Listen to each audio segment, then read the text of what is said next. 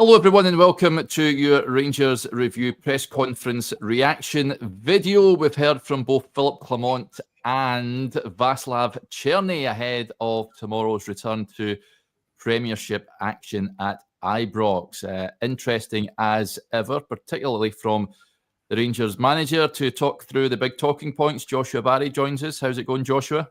Good. I can't stop focusing on the mic. Is it the wrong? Yes. Is it the wrong? Should it not be the bottom of the screen? Am I upside down? Yeah, it's hanging up. I'll spin you around. This is the setup we've got now, folks. So it's on one of these arms because my microphone bit the dust yesterday. So we're on this new format. Let us know if the sound is okay, though, folks, because we're on a new microphone here. But fingers crossed it holds up. But yeah, let's crack on then, Joshua. Interesting stuff as ever. Of course, if you are new to the new format of the press conferences at Rangers, there is two sections.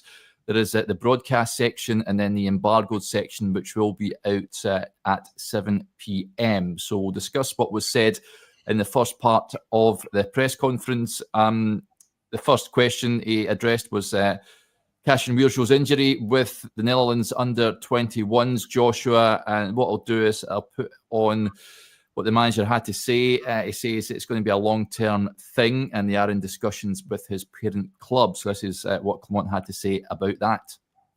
Contact with Feyenoord about that. He's going to have an appointment with a surgeon today. So we will have more news probably during the weekends. But it's for sure a longer-term injury.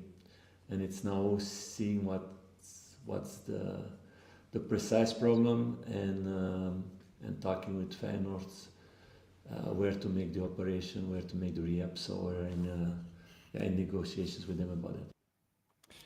That doesn't sound good, Joshua. We were hoping that it wouldn't be as bad as feared. What do you make of that, first of all? Yeah, well, I guess first of all, it's confirmation of what's been suspected this week, that being that Kasanwirjo will be out for a long period of time. It's a blow for a number of reasons because he's a player in a certain position that I think we've spoken a lot over the last couple of weeks, Derek, or last couple of months, about the fact that I think he's done enough actually to merit a starting centre-back slot. If you take the last month in particular, you lose cover at right back and left back, and beyond all the practicalities of the situation, I actually think whenever he's played for Rangers, he's looked pretty good, and that's before he's had a real run in the team in one given position. So it's a real blow because he's looked good. It's a blow because he doesn't give you cover in certain positions. It's a blow because he's had to play right back as well. He came on at right back, and Dujon Sterling came on in midfield against Hearts just before the international break.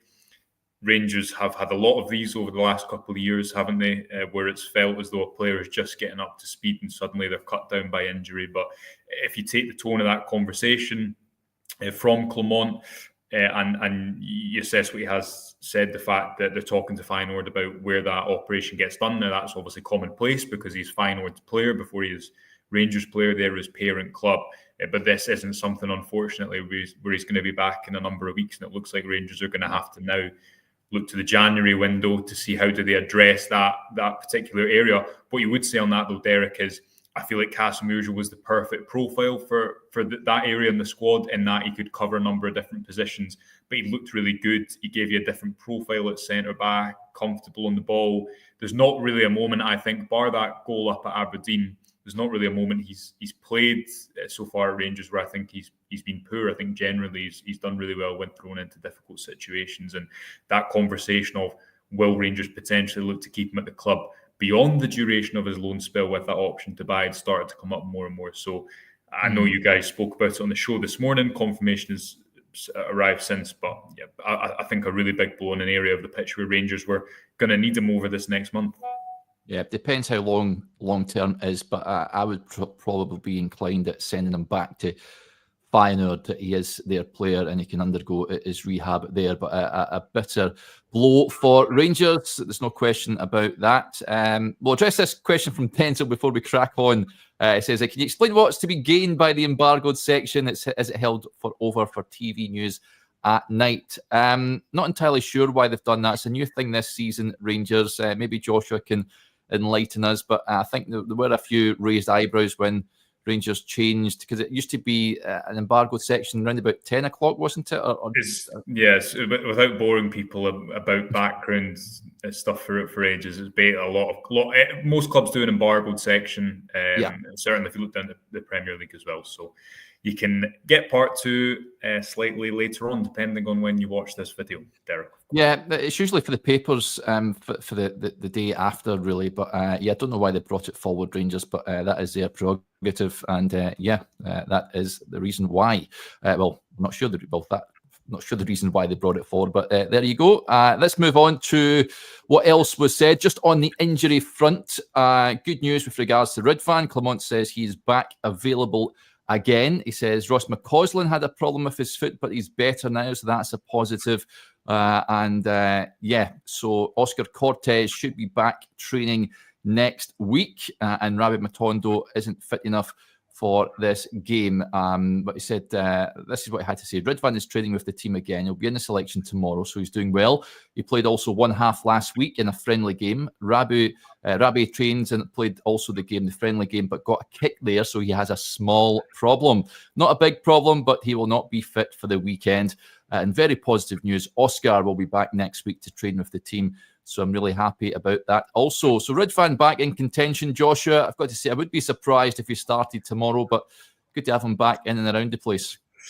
Yeah, especially as Rangers lose a defender in another area of the pitch, gives him a bit of cover at left back. Chefty's played a lot of football and he won't be able to start every game over the duration of the next month, because bar 1 or 2 midweeks, Rangers effectively have a game every 3 days for the next 3 months, really, Derek, isn't it? So it's a really busy period that's coming up. Cortez coming back is the big positive news, because there was some fears when he suffered the latest of his latest injury setbacks that was going to be slightly longer term than it is now. But he will be back in training next week, obviously, Clement has said. And the fact that Rabi Matondo, while it's a small issue that means he misses this weekend's game, I think at this point it's fair to say you can't rely on him to be...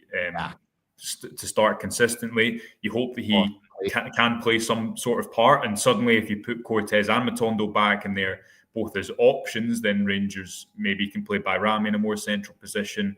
We'll maybe discuss our teams quickly before the podcast finishes, Derek, but I'd like to see Hadji start tomorrow. I think it's just that type of game where you can't really justify not playing a creative profile in the middle of the pitch. So some positives on the injury front. I'd imagine that they will really try to put Cortez back into put him back in lightly, because he's had so many setbacks, as has been documented a lot in the last couple of months. He didn't have any injuries before he came to Rangers, and he's had 3 since, and he's hardly played.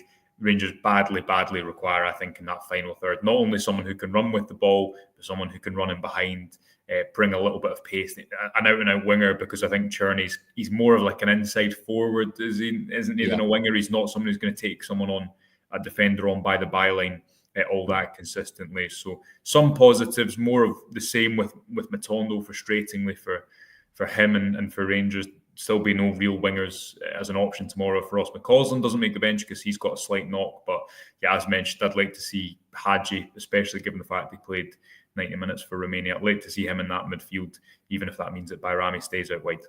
Yep, definitely get Hadji starting the game. Not only played, of course, but we've got man of the match as well against Cyprus, and did well. Although, as someone said, I think on one of our TikToks this week, they could have got man of the match against Cyprus, which I felt was a tad derogatory towards the Cypriot national team. But certainly get Yanis in from the start, absolutely. Clement was also quizzed, of course, earlier on this week. Reports in Belgium linking him with the Belgium national team role. That's after Domenico Tedesco lost his latest game against Israel last weekend. He's under serious pressure.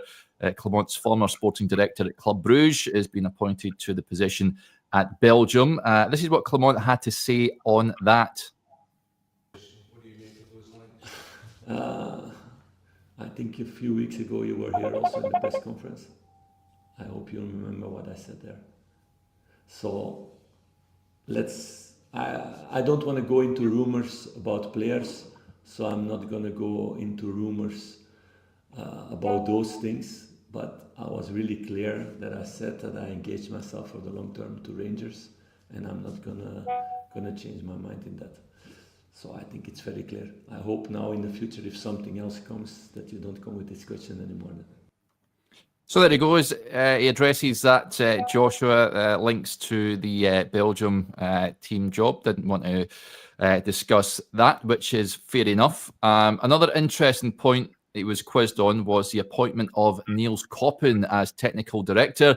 This is what he had to say on that. He says it's important that there can be decisions made. It's been a strange period last couple of months where there has been a kind of vacuum in the club in that way, with people stepping in the interim role and helping, and also looking for a new chairman, new CEO, helping in the club. But it's clear now also with Craig leaving, that's Craig Robertson, of course, that we needed also somebody to make decisions on the short term, not only on the long term. So Niels will take over several responsibilities that Craig had, but that was also a role that he was already doing in a way, together with me, about the short term, things to change in the club and to do in the club. So there's always a lot of things to do with staff, with infrastructure, with a lot of things. So it's a positive. There's clarity in that way now. And he was quizzed on whether he was involved in the decision-making for that appointment. Says, no, he was not involved in that. That's the board. I'm not involved with who will be CEO or the chairman. That's also not my role to do. I'm here for the sporting side. And he was also quizzed off the back of that. Do you feel it'll make it better for you in terms of less of a role, in terms of other roles that you're taking on? Yes, for sure. It's been a very intense period still now. There is a lot of things to do, but it's good that there's clarity about that and that everybody has a clear role. There's some things that come on my plate in the last couple of months that don't need to come on the plate of a manager in any club in the world. So in that way, it will help for sure myself. What do you make of that, Joshua? I think this is where, Derek, you have... We spoke a lot over the international break about, I think, the reality of where Rangers are, whether that be looking at the underlying numbers. Yes, this week I know we've been talking about set piece goals. I don't think you can say at the moment that there's been tons of encouraging underlying signs that show that the results Rangers are getting are not merited. I don't think they've been great this season. I don't think they've had a number of great performances, especially domestically. With all that said, where I have sympathy, where I think you have to have sympathy for Clement, even if there's a lot of people that are very critical of him, understandably, at the moment, is that he's been dealt a really difficult hand and he's had to work in very difficult situations. And yes, should he be 9 points behind Aberdeen, regardless of that? No, he shouldn't.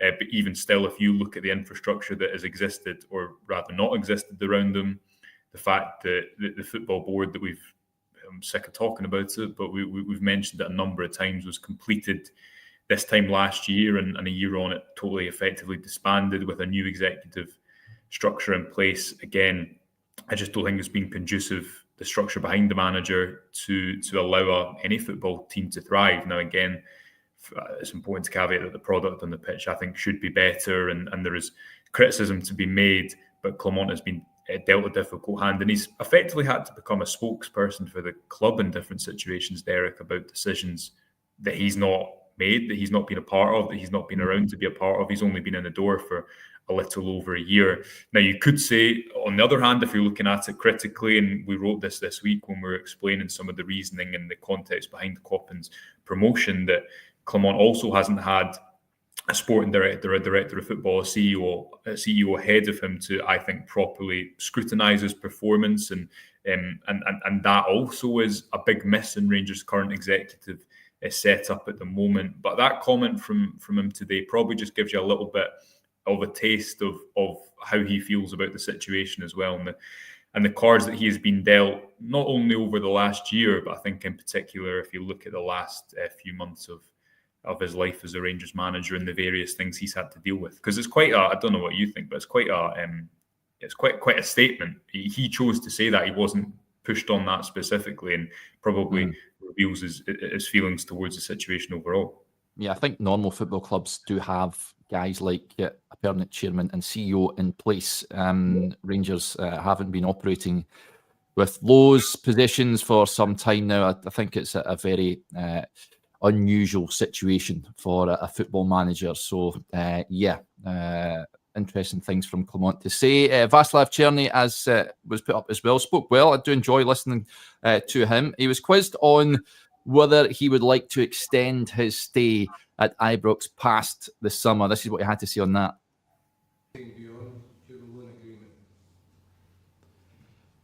If it's up to me, I will be open to talk, obviously, but I think it's very, very, very soon to talk about it. And if you don't mind, just let me focus on helping the team and achieve what we want to achieve, me personally and as a club. And I think we got plenty of time to talk about this.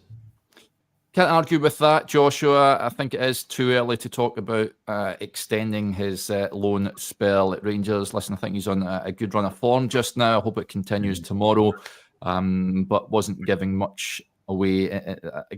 Loan players have been asked. I mean, Abdallah Sima was quizzed on this several times last season about whether he would like to stay beyond his loan spell. And players like that always have to give a sort of diplomatic answer because they do have to go back to their parent club, obviously. So this answer from Cerny, not really surprising, really. But what you've made of Cerny so far, I mean, if he's to continue this form that he's in, if you like, would you be open to having him next season? Well, he's contracted at Wolfsburg until 2027, and he went there for a fair amount of money. So that's the first thing to mention in it. And what I would say is that it's probably pretty descriptive that there wasn't an option to buy included in this loan deal, unlike other loan deals that Rangers have done, whether that be Oscar Cortez, for example, or even Kasanwirjo. No, Cortez obviously is an obligation. So will he remain next season? At this point in time, I'd be surprised. I think part of the appeal for Rangers in bringing in Cerny this season was the fact that he was available relatively early. For a loan deal, he was available relatively early in the transfer window, and there was a belief that he could come in and hit the ground running. Now, it took him a little bit of time, but he's done that. He wasn't great against Hearts just before the international break, and he has played a lot of football this season. He's not really got a rotation option out there because McCausland hasn't played that much. When he's played, he's quite frequently played on the left-hand side. I'd like to see Cerny with, it's not going to be Kasanwirjo now, but again, right back tomorrow is going to be interesting. I think it'll be James Tavernier that starts there. I'd like to see him at points with Dujon Sterling at right back because I think he could benefit from having a player that I know in Rangers structural set up at the moment, they normally have their right back move inside, but I think it'd be interesting to see Cerny with a full back who goes on the outside to just give him a few more options and allow him to drift in field. His numbers have been good. I know he spoke about that in the press conference as well and said he wasn't content with them. For me, that Rangers front four is still missing a ball carrier at pace. Someone like Cortez or Matondo who can give them a little bit of something different. By Rami, he can kind of shift, but he wants to get the ball to feet. Lawrence or Hadji or Diomande, again, players who want to get the ball to feet, although Diomande can make selfless runs for the team. Cerny, someone who wants to get the ball to feet. So for me, that setup still lacks someone to maybe fully complement the likes of Cerny and Bayrami. So long way of answering your question is I would be surprised at this moment in time if he's here next season, but you never know. The fact that he's on the contract until 2027 probably doesn't help Rangers' bargaining position. Yeah.